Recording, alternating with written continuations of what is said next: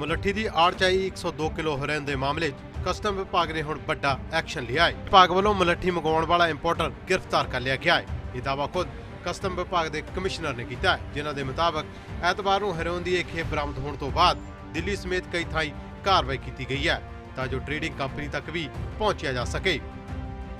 तो कंसाइनमेंट है वो मुलेठी की डिक्लेयर होके आई थी और वो 16-17 टन के आसपास की पूरी कंसाइनमेंट थी। उसमें से हमें ये जो वुडन लॉग्स मिले जिसमें हमें ये हेरोइन मिली है वो लगभग 475 किलो के थे और वो जब हमने तोड़े और उसमें से कैविटी से निकाली सस्पेक्टेड हेरोइन तो 102 किलो की हेरोइन बरामद हुई। हमने इंपोर्टर जो है उसके खिलाफ कार्रवाई की है, उसको कल रात हमने अरेस्ट किया हुआ है और उसके खिलाफ अभी कार्रवाई चलेगी और इन्वेस्टिगेशन बाकी पहलुओं पे भी चलता रहेगा। होता है कि एक दिन ट्रक आ जाता है, वो अनलोड हो जाता है और पाकिस्तान के साथ हमारा जो अग्रीमेंट है उसके हिसाब से सेम डे ट्रक वापस जाना होता है, तुरंत जाना होता है, तो अनलोड होता है, ट्रक वापस चला जाता है।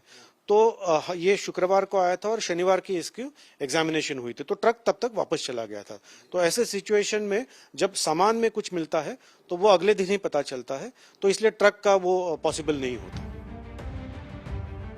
ਐਤਵਾਰ ਨੂੰ ਅਟਾਰੀ ਬਾਰਡਰ ਉੱਤੇ ਕਸਟਮ ਵਿਭਾਗ ਨੇ 700 ਕਰੋੜ ਦੀ ਹੈਰੋਇਨ ਬਰਾਮਦ ਕੀਤੀ ਸੀ।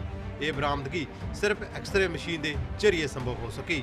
ਹਾਲਾਂਕਿ ਆਈਸੀਪੀ ਉੱਤੇ ਫੁੱਲ ਬੋਡੀ ਟਰੱਕ ਸਕੈਨਰ ਲੱਗਿਆ ਹੋਇਆ ਸੀ, ਪਰ ਇਹ ਪਿਛਲੇ ਮਹੀਨੇ ਹਟਾ ਦਿੱਤਾ ਗਿਆ ਕਿਉਂਕਿ ਪਿਛਲੇ ਸਾਲ ਇਸ ਸਕੈਨਰ ਨਾਮਕ ਜ਼ਰੀਏ ਆਈ 532 ਕਿਲੋ ਹੈਰੋਇਨ ਨੂੰ ਸਕੈਨ ਨਹੀਂ ਕਰ ਸਕਿਆ। कोई सामान आता है अफगानिस्तान से तो उसको 100% स्कैन करते हैं। हमारे पास एक्सरे स्कैनर्स है, तो स्कैन करते वक्त हमें कुछ इरेगुलर इमेजेस दिखी हमारे ऑफिसर्स को, तो उन्होंने बहुत अच्छा चौकन्ना रह के काम किया। उन्होंने जो इरेगुलर इमेजेस थी उसको फिर बारीकी से देखा और जब वो हमने लॉग्स अलग किए तब पता चला कि इनमें कुछ दूसरा भरा हुआ है और ये मुलेठी नहीं है। इस तरह से हमने उसको सेग्रीगेट करके कार्रवाई की। ट्रक स्कैनिंग के लिए जो फुल बॉडी ट्रक स्कैनर है FBTS वो LPI ने लगाया था, लेकिन अभी वो नहीं चल रहा है। हमने उनको रिक्वेस्ट किया है कि नया स्कैनर FBTS लाए ताकि वो ट्रक भी स्कैन कर सके, लेकिन जो ट्रक के अंदर का सामान है वो स्कैन करने के लिए हमारे ICP में काफी अच्छी मशीन्स है, स्कैनिंग मशीन्स है और हम अच्छे से उसका यूज कर रहे हैं।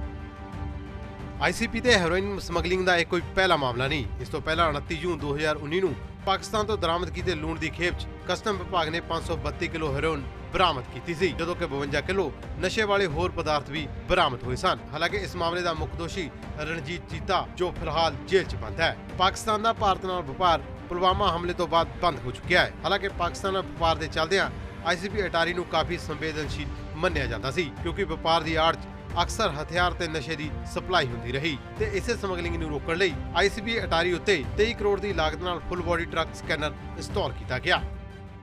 6 ਮਹੀਨੇ ਪਹਿਲਾਂ ਸਤੰਬਰ 2021 ਚ ਇਸ ਸਕੈਨਰ ਉੱਤੇ ਕੰਮ ਸ਼ੁਰੂ ਹੋਇਆ।